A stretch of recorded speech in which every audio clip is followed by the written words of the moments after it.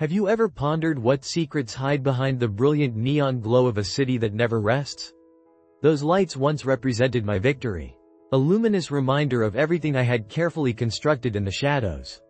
That changed when I discovered they concealed something far more sinister than any terror my mind could imagine. I'm Ethan Miller, supposedly a struggling 38-year-old freelance software developer. At least that's what everyone thinks. My home is a simple apartment with views of Lake Union in Seattle, Washington, where tech aspirations and gleaming towers pierce the sky. During daylight hours, I write code for a small insurance company based in Portland, Oregon, earning just enough to maintain appearances. But that's merely the facade I present.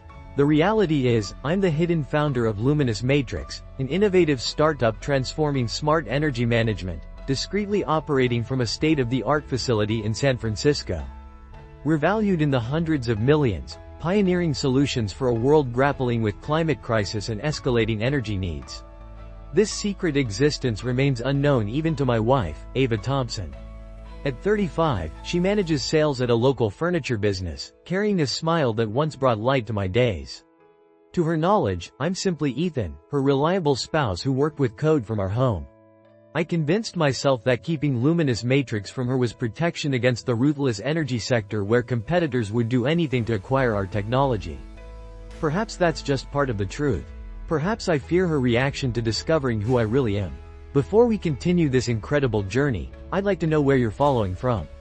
Share your location below.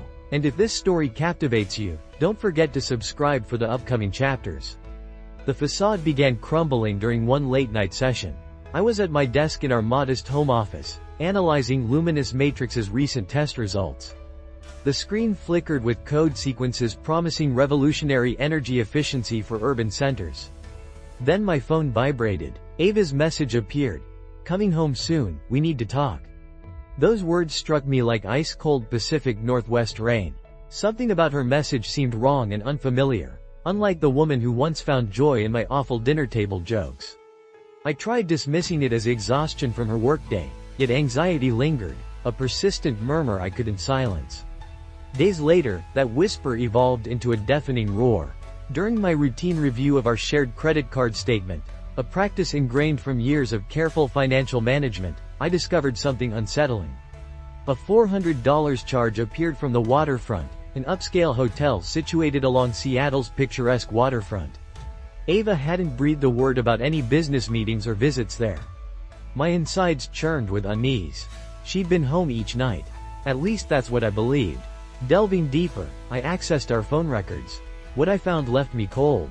Numerous late-night calls to a number in Tacoma's 253 area code, just 30 miles away. These calls occurred when she was supposedly sleeping peacefully beside me. My thoughts spiraled, searching for innocent explanations. Perhaps a friend was facing difficulties, or maybe there were complications she wanted to shield me from. But the narrative felt fragmented. Ava had transformed recently, her usual warmth replaced by distant silences and averted gazes. Then there's Lucas Davis, my trusted confidant at Luminous Matrix, the sole person privy to my carefully guarded secrets since day one. He's been urging me to reveal everything to Ava, convinced that my deception is slowly poisoning our relationship. As my steadfast ally who helped transform Luminous Matrix from a collegiate aspiration into an industry titan, his counsel carries weight. Yet, as I examined those incriminating records, seeds of uncertainty took root. Was Ava harboring her own secrets, or was I blind to something more significant? The neon lights outside pulsed ominously, suggesting this was merely the beginning. The subsequent weeks after this nocturnal revelation felt like navigating through Seattle's densest morning fog. Luminous Matrix achieved a remarkable milestone that should have sparked celebration.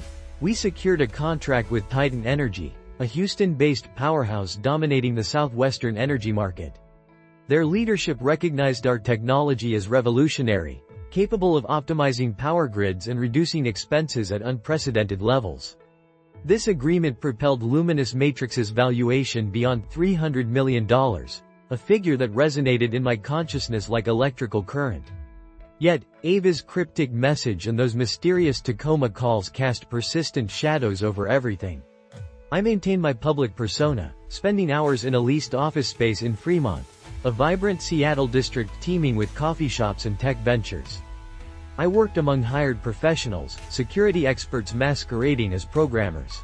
Their artificial conversations about weekend adventures concealed our true operations. This elaborate charade, designed to protect my secret, now felt increasingly suffocating. Lucas Davis contacted me one afternoon. His voice strained over our encrypted luminous matrix communication line. He informed me that the Department of Energy had initiated an investigation into the Titan agreement. They'd identified irregularities in our data, traces of manipulation that could expose everything if thoroughly investigated.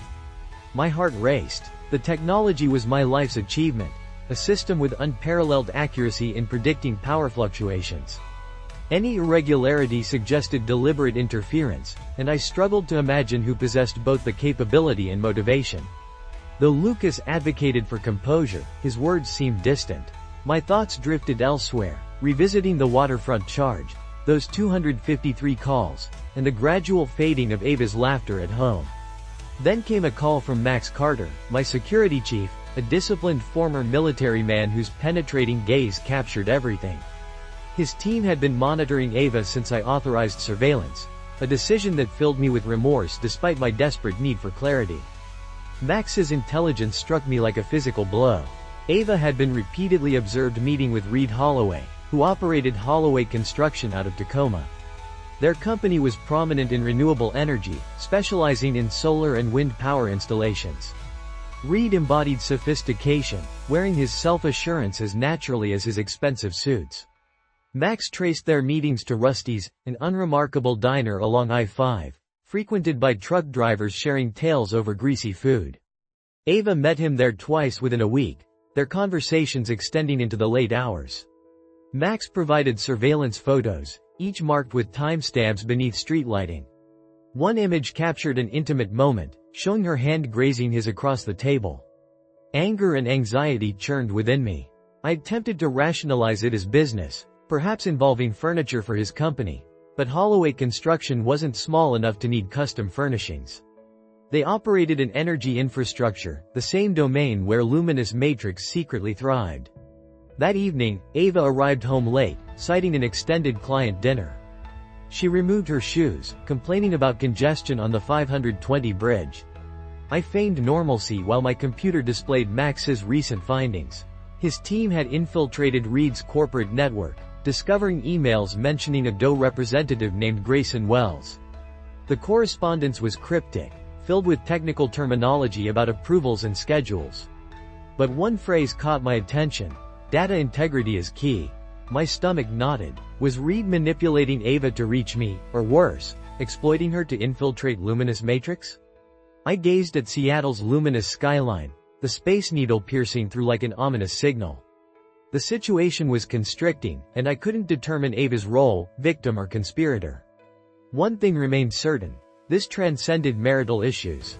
Something more ominous approached, and time was running short to uncover the truth.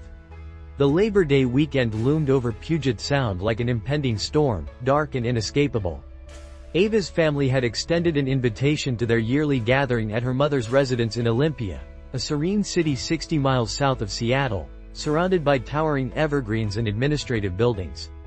Evelyn Thompson, Ava's mother, had insisted on my attendance, her voice carrying that unmistakable blend of sympathy and contempt during our phone conversation. Despite my internal resistance, I acquiesced.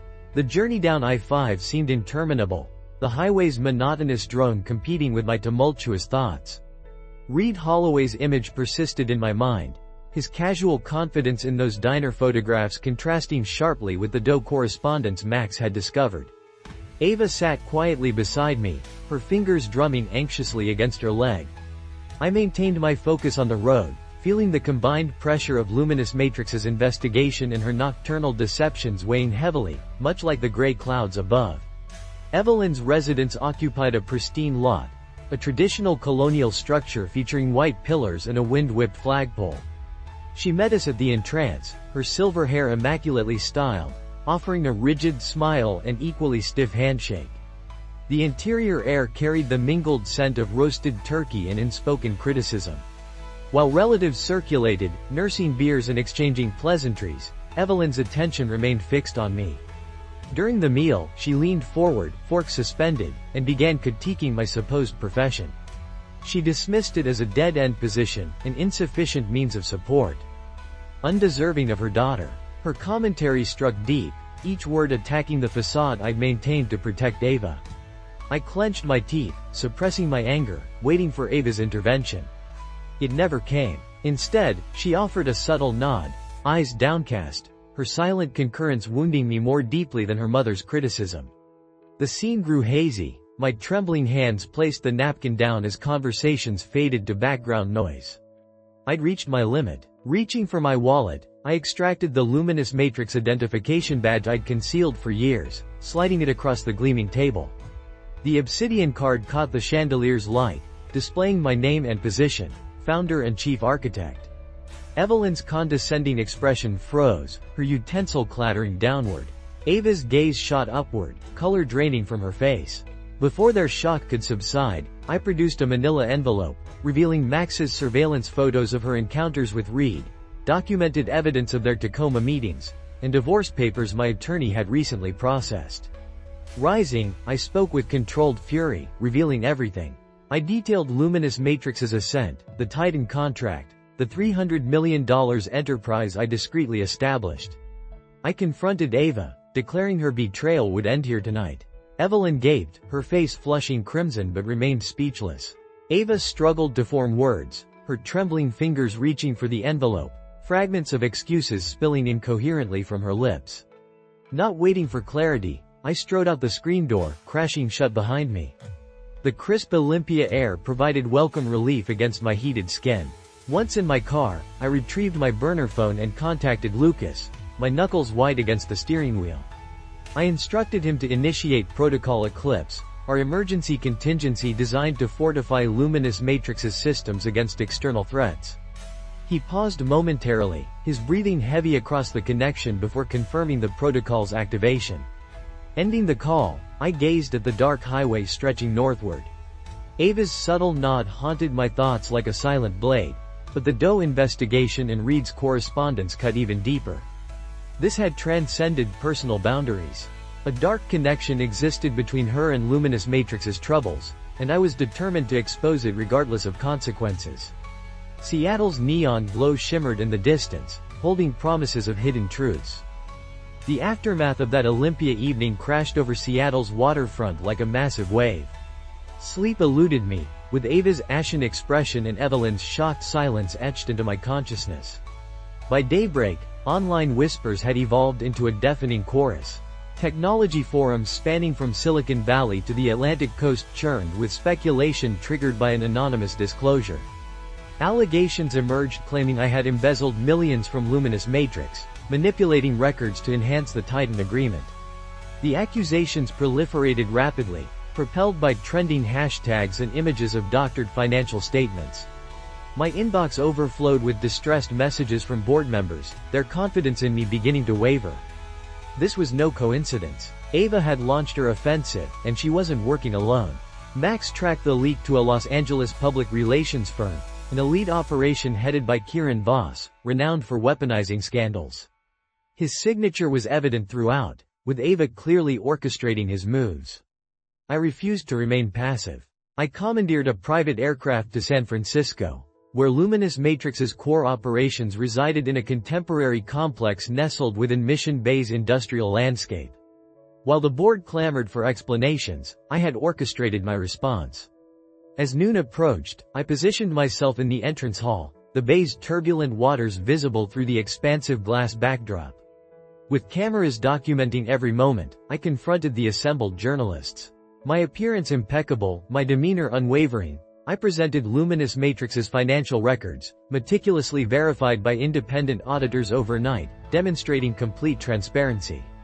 The Titan agreement was displayed, its provisions unassailable, and I systematically dismantled each false claim with concrete evidence. The assembled crowd stirred, journalists frantically documenting. Then came my strategic revelation. A personal commitment of 10% of my holdings, valued at $30 million, dedicated to renewable energy initiatives in rural regions. This wasn't mere theatrics. It demonstrated unwavering resolve. Neither I nor Luminous Matrix would succumb. Simultaneously, Protocol Eclipse commenced operations. Initiated by Lucas from Seattle, it fortified our digital infrastructure through encrypted channels against potential breaches. But I pushed further. Max's investigation into Reed's Holloway construction yielded crucial intelligence, a valuable Tacoma property designated for solar development, encumbered by financial obligations. I authorized a covert acquisition, utilizing a labyrinth of shell entities to secure the creditor's interests overnight. By morning, Reed's venture had collapsed, the property strategically acquired. However, Max's probe revealed more sinister implications. A disposable phone connected to Reed showed communication patterns with a Doe office in Washington, coinciding with Kieran's defamation campaign. The revelation crystallized. This transcended retribution. External forces coveted Luminous Matrix's innovations, using Ava as their initial assault. Back in Seattle, I paced restlessly through my Fremont headquarters, watching the stage programmers type meaningless code to maintain the illusion of normalcy. Lucas's call pierced the facade, his voice tense and measured. He reported that Max's security team had detected unusual activity on Luminous Matrix's internal systems. Encrypted communications ping-ponging between San Francisco and Tacoma. My instincts flared with suspicion. Though Lucas had my complete trust historically, his Department of Energy connections now felt like thorns in my side. Reed's construction company had no legitimate reason to probe our databases unless someone had granted them access. I instructed Max to expand his investigation, scrutinizing every executive, programmer, and yes, even Lucas himself. The thought made me sick, but I couldn't afford any blind spots. Outside, Seattle's neon landscape pulsed rhythmically, its peaceful facade masking the approaching tempest. Ava's betrayal had shattered my reality, but this conspiracy ran deeper. Reed and Kieran were merely pieces on a larger board, with the Doe lurking as the shadowy puppet master. I clutched my phone tightly, feeling the weight of Luminous Matrix's destiny. They made the mistake of underestimating me once. There wouldn't be a second time. The counteroffensive had begun, and I would raise their entire operation before they could seize what was rightfully mine. Seattle's neon glow now seemed deceptive, its brilliance taunting me from every angle. In the aftermath of the San Francisco counterattack, the Fremont office with its pretense and hollow activity became unbearable. I relocated to a fortified condominium in Bellevue, a modern tower just 10 miles east, overlooking Lake Washington's mirror-like surface. The move was strategic, a fortress for regrouping and launching our response. Max's team meticulously swept for surveillance devices, their equipment humming as they secured the perimeter. From the panoramic windows, I observed the distant cityscape, my thoughts consumed by Reed's Doe communications and Kieran's calculated defamation campaign. Luminous Matrix teetered precariously, and I sensed the enemy's presence closer than ever before. At twilight, Max delivered the devastating revelation. Seated across from me in the minimalist living area, his laptop cast an eerie blue glow across his battle-worn features. He'd uncovered a concealed ledger within Luminous Matrix's financial archives. Transactions disguised as vendor payments. For 2 years, Lucas had been channeling funds to Ava, beginning immediately after we developed the grid optimization algorithm that secured the Titan contract. The amounts were astronomical. Hundreds of thousands routed through offshore accounts, each transfer coinciding with her Tacoma visits. My chest constricted painfully. Lucas, my college companion who had coded alongside me through countless all-nighters, had deceived me. Max produced a surveillance photo, grainy but clear enough. Lucas exiting Reed's Tacoma office late at night, collar raised, his face illuminated by streetlight. The betrayal settled like lead in my stomach, irreversible and absolute.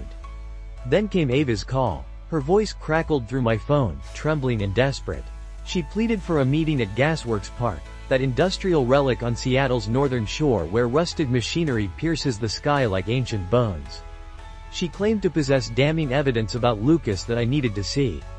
Despite my shattered trust in her, curiosity overrode caution. I drove across the 520 bridge while Max followed discreetly in an unmarked SUV. The city lights danced on Lake Washington's obsidian surface. At the park, Ava stood near the towering gasworks, her coat cinched tight against the biting wind. With shaking hands, she pressed a USB drive into my palm, her eyes nervously scanning the darkness. She revealed that Lucas had orchestrated my downfall, fabricating emails that linked Luminous Matrix's technology to a Saudi energy consortium. Her words spilled out frantically, sharp and broken. Suddenly, headlights blazed through the darkness.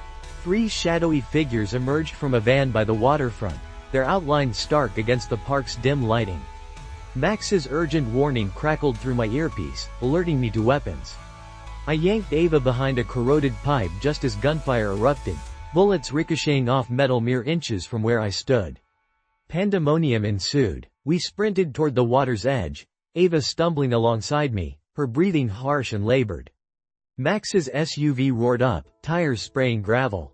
We lunged inside as bullets shattered the back window, the vehicle peeling onto Lakeview Drive. My pulse thundered as adrenaline coursed through me. In the backseat, I gripped the USB drive like a lifeline while Ava gasped out her confession.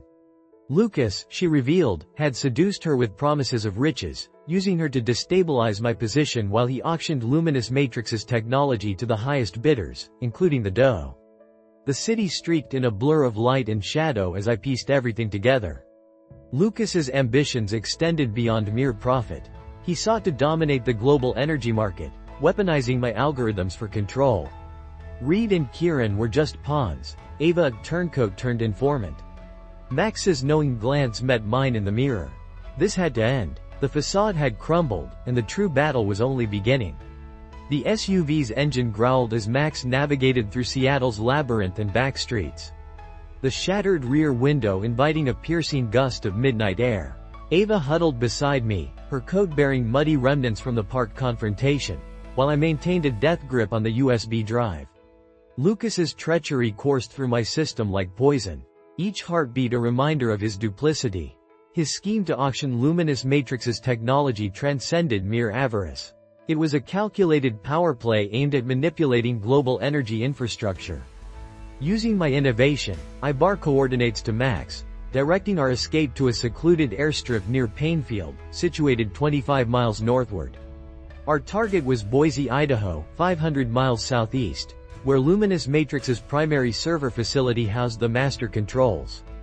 Protocol Aurora awaited there, my failsafe mechanism designed to incinerate the system if compromised. Every passing second felt like an eternity. We boarded a waiting Cessna, its propellers cutting through the dense night mist. Ava remained mute, her vacant expression reflecting the gravity of her earlier revelation. Max took the controls, his hands unwavering despite our chaotic exodus.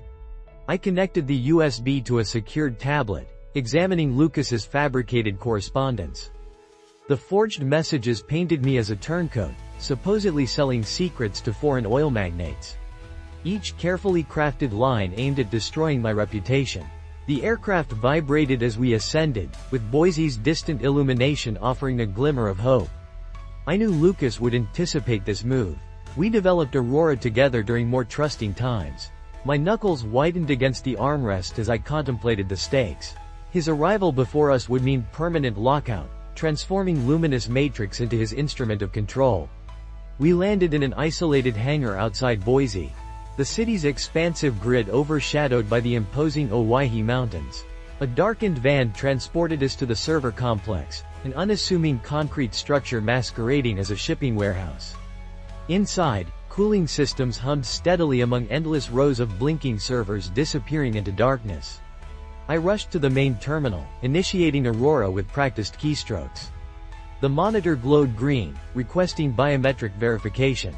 As I pressed my thumb against the scanner, footsteps resonated behind me. Lucas emerged from the shadows, accompanied by 2 armed mercenaries in tactical gear, their weapons gleaming under harsh fluorescent lighting. His features were haggard, his smile a grotesque parody of former friendship. His voice resonated with calculated composure, each word dripping with malice.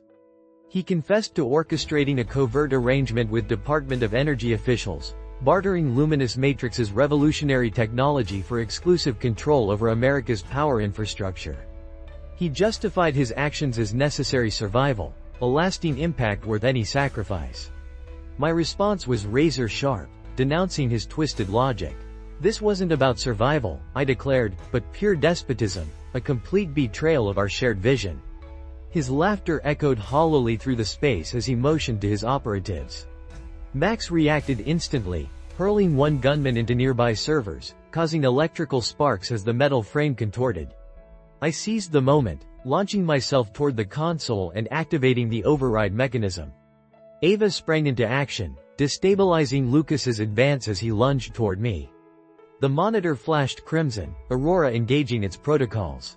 A timer materialized, counting down 30 seconds until complete system termination.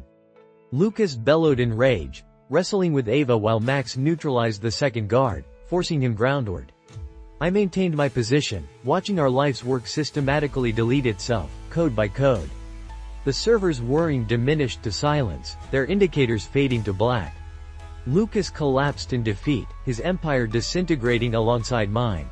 Max secured his wrists with restraints as federal agents, responding to evidence I transmitted from the aircraft, stormed the facility.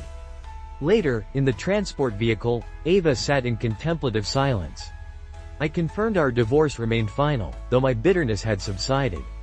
Lucas's shackles rattled during his removal, and I felt an incremental liberation. The conflict concluded, but its imprints would endure. Half a year following the Boise confrontation, I observed Denver's urban expanse from an elevated terrace. The Rockies rising majestically against the summer horizon. Luminous Matrix's reconstructed headquarters sparkled below, a modernist structure in the Metropolitan Tech Corridor, embodying renewal after Aurora's devastating aftermath. I'd relocated from Seattle, exchanging Pacific Northwest dampness for Colorado's invigorating atmosphere. The company weathered severe damage. Our infrastructure decimated to thwart Lucas's machinations, but I'd adapted swiftly. We realigned towards sustainable energy solutions, developing microgrids for power-starved rural communities. The board maintained their support, their confidence gradually restored post-crisis. Ava became a distant memory, our mutual silence forming an unspoken agreement after that fateful Idaho night. I finalized our divorce in a legal office, the signature marking both an ending and a beginning. Lucas's trial unfolded as a media spectacle on the East Coast. The FBI's case proved ironclad, resulting in a 7-year prison sentence for fraud, conspiracy, and federal contract manipulation. The USB drive Ava provided became crucial evidence, exposing his DOE collaborators.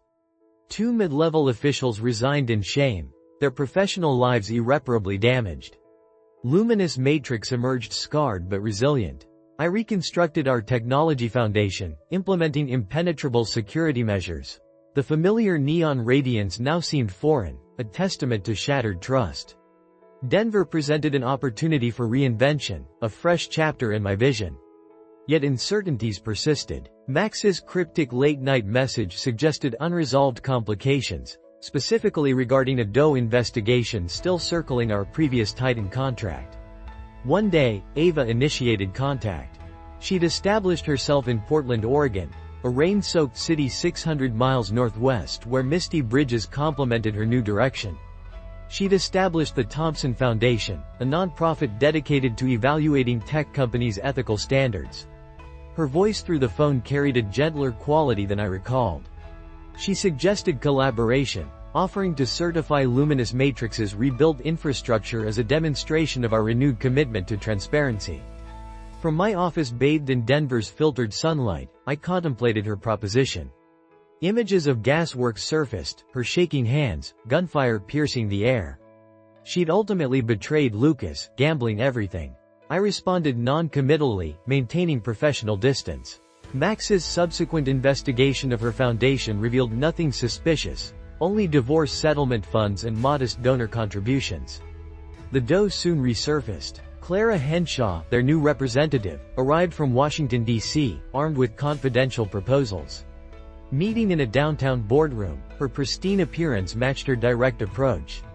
She presented unlimited funding for Luminous Matrix's consultation on national grid security, implying military applications. I recognized Lucas's ambitious spirit reflected in her gaze, that same desire for dominance. I firmly declined, emphasizing our commitment to serving communities rather than power structures, though she departed with forced politeness. Max observed, photographing our building exterior. Discomfort crept through me. I assigned him to monitor her movements, sensing the doe's lingering interest. That evening, in the solitude of my Denver condo, I nursed a glass of bourbon while reflecting on the tumultuous journey. From Ava's calculated moves to Lucas's handcuffs, broken trust had scarred me deeply, yet imparted valuable wisdom. I'd learned how blind ambition could corrupt noble intentions, but also how painful truths could forge stronger foundations. Luminous Matrix now stood more resilient, its purpose clearer than ever. I chose to forgive Ava, not out of lingering affection, but for my own peace of mind. The bourbon's warmth served as a silent tribute to lessons learned through betrayal. I knew Max would call again soon, and this time, I'd be prepared. Though the neon shadows had dissipated, I maintained my guard. The story concludes here. Did you find the ending satisfying, or were you surprised? Share your thoughts below. If you enjoyed this narrative, please like and subscribe for future stories. Thank you for joining us, and we'll see you in the next adventure.